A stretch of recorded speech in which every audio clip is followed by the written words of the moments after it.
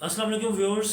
दुनिया जो है वो बदल रही है, पोलराइजेशन बहुत ज़्यादा हो चुकी है, पॉलिटिकल डिस्टेबिलिटी बहुत ज़्यादा हो चुकी है और करंट अफेयर की दुनिया में भूचाल आ चुका है। ट्रंप जो है वो अपने आप को जो है वो नोबल प्राइज़ के लिए नोबल प्राइज़ फॉर पीस के लिए नॉमिनेट करने पे लगे हुए हैं। यूक्रेन और रशिया आपस में जो है वो जंग में है। फ़लस्तीन और इसराइल का मसला अपनी जगह पर मौजूद है। ईरान जो है वो फ़लस्तीन और अमेरिका के साथ एक ही महाज पर लड़ाई कर चुका है। शाम जो है वो डिस्टेबिलिटी का शिकार है। तैयब उर्दगान और जो बाकी गल्फ़ रीजन्स हैं वो हरमज़ की जो एक मतलब समझ लें कि एक आपका स्ट्रेटजिक पॉइंट है, ठीक है, वहाँ से ऑयल ट्रेड के बारे में फ़िक्रमंद है।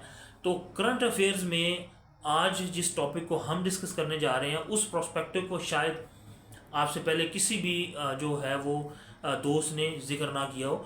मैं इस वॉर को कहता हूँ वॉर ऑफ वेपन्स, ठीक है, या वॉर ऑफ मार्केटिंग या वॉर ऑफ डिस्प्ले या शोकेस योर पावर। अगर हम सिर्फ इस चीज़ को देखें, इस प्रोस्पेक्टिव को देखें कि इस वॉर के दरमियान किस इंडस्ट्री को सबसे ज़्यादा फ़ायदा हुआ है, और वो है वेपनरी इंडस्ट्री, ठीक है, वेपन्स बेचने वाली इंडस्ट्री। और सबसे ज़्यादा वेपन्स इस टाइम जो इंडस्ट्री बेच रही है वो है अमेरिकन इंडस्ट्री।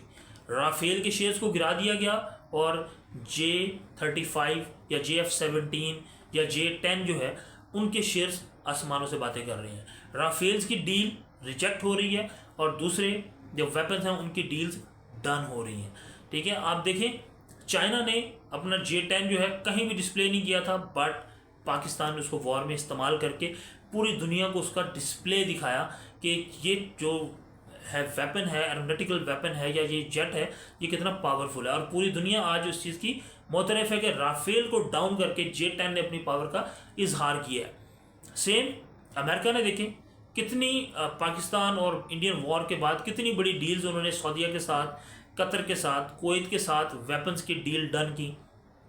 सेम उन्होंने जो अमेरिका है उन्होंने चाइना के साथ अपनी गेम सेट की, टैरिफ के मसले को उन्होंने ख़त्म किया, जो ट्रेड वॉर चल रही थी उसको रिड्यूस किया। और अब सुनने में ये आ रहा है कि अमेरिका ने ईरान को एक multi billion dollars deal offer कर दी है कि ईरान जो है वो क्या करे, कि ईरान जो है वो सिर्फ़ और सिर्फ अपनी जो सिविलियन एनर्जी है, एटॉमिक एनर्जी है, उस पर इन्हिसार करे और वो न्यूक्लियर बॉम्ब ना बनाए, तो उसकी पाबंदियाँ भी हटा दी जाएंगी, उसके जो डॉलर्स मुंजमद हैं वो भी उनको वापस मिल जाएंगे और उनको इंफ्रास्ट्रक्चर बिल्ड करने के लिए उनको डॉलर्स भी प्रोवाइड किए जाएंगे। और ये डॉलर्स कौन देगा?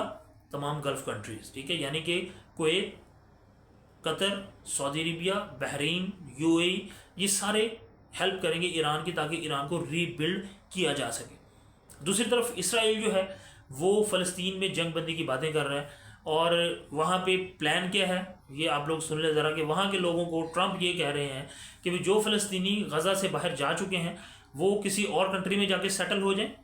अब वहाँ पे जो गवर्नमेंट होगी वो कोलेशन गवर्नमेंट होगी गज़ा की पट्टी में। अब यहाँ पे एक और कॉन्सेप्ट क्लियर करना चाह रहा हूँ, अगर गज़ा की पट्टी में एक और गवर्नमेंट होगी तो महमूद अब्बास जो है वो किस फ़लस्तीन के सदर हैं, वो किस फ़लस्तीन के प्रेसिडेंट है, वो किसको रिप्रेजेंट करते हैं। तो यहाँ पे हमारे व्यूअर्स को ये बात भी जानना बहुत ज़्यादा ज़रूरी है कि फ़लस्तीन इस टाइम दो हिस्सों में डिवाइड है। एक गज़ा जहाँ पे हमास की गवर्नमेंट थी, एक जो है वो दूसरा फ़लस्तीन जहाँ पे महमूद अब्बास और उनकी गवर्नमेंट जो है वो पॉलिटिकल गवर्नमेंट मौजूद है। अब गज़ा की पट्टी के ऊपर क्योंकि सबसे बड़ा झगड़ा है और मैं आपको पहले बता चुका हूँ कि this is the part of the greater Israel. Gaza को फतह करने के बाद ग्रेटर इसराइल का रास्ता जो है वो सऊदी अरब तक क्लियर होगा। तो इस मामले में जो है वो उन्होंने कहा कि गज़ा के लोग जो नकल मकानी कर चुके हैं वो किसी और कंट्री में जाके सेटल हो जाएं, जॉर्डन में या यमन में किसी और कंट्री में जाके सेटल हो जाएंगे। और वहाँ पे अब हमास और जो मिस्र और अमेरिका ये तीनों मिलकर वहाँ गवर्नमेंट करेंगे और वहाँ के लोगों को जो है रीस्ट्रक्चर करेंगे, रीबिल्ड करेंगे इंफ्रास्ट्रक्चर को, और फ़लस्तीन की इनडायरेक्ट गवर्नमेंट वहाँ पे स्टार्ट हो जाएगी। मतलब कि रिजीम उन्होंने चेंज कर दिया है। यही ऑपरेशन उन्होंने ईरान में करने की कोशिश की, but due to the huge religious sect वो इसको चेंज नहीं कर सके। सो आप इस कैनवस को अगर आप लॉन्ग टर्म में देखें, ये पूरी वॉर जो है ये वॉर वेपन्स को सेल करने की वॉर थी। आप B-2 बॉम्ब्स देखें, B-2 तैयारे देखें अमेरिका के, उन्होंने उसको डिस्प्ले किया, अपनी आर्मी को उन्होंने, अपने जो जेट्स हैं उनको उन्होंने डिस्प्ले किया, अपने बॉम्ब्स को, अपने मिसाइल्स को।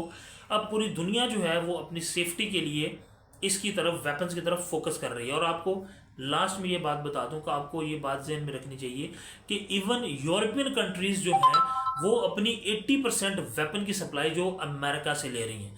और इस time they are thinking that कि उनको अपनी जो है वो इंडस्ट्री लगानी चाहिए वेपन्स की। बट मैं एंड में आपको ये बात बता दूं कि वॉर जो है ये एक ब्लेसिंग इन डिस्गाइज होती है। हर वॉर के बाद एक नई चीज़ सामने आती है और वो होती है रिकंस्ट्रक्शन, इनोवेशन। और मुझे लग रहा है कि ईरान जो है वो अब एक नई पावर के साथ सामने आएगा और असले की इंडस्ट्री एक नया रेवोल्यूशन लेके आएगी। और ये जो ट्रेड वॉर है एक्चुअली ये वेपन्स की ट्रेड वॉर जो है ये दुनिया को एक नए ब्लॉक्स में शिफ्ट करेगी। और आने वाले टाइम में देखना ये है कि चाइना और रशिया जो है वो किस तरफ खड़े होते हैं और जो बीच में स्ट्रेटजिक कंट्रीज़ हैं ये किसका साथ देती हैं। इस तरह के मज़ीद अपडेट्स के लिए हमारे साथ जुड़े रहें। अल्लाह हाफिज़।